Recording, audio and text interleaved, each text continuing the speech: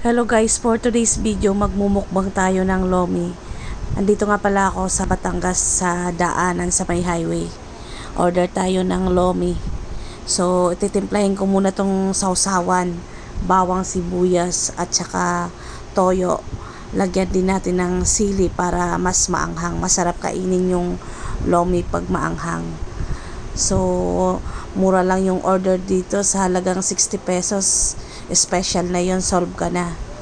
So ayan guys, uumpisahan ko ng magmukbang ng lomi. Lagyan muna natin siya ng toyo na may kalamansi. Ito kasi yung magpapalasa sa lomi.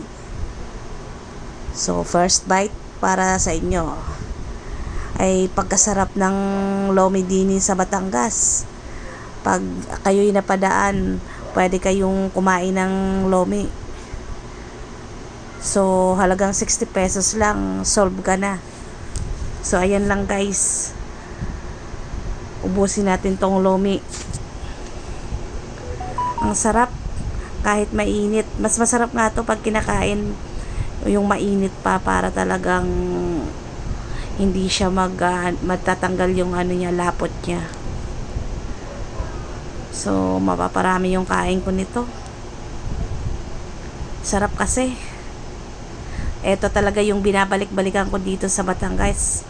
So ayun lang guys. Bye-bye.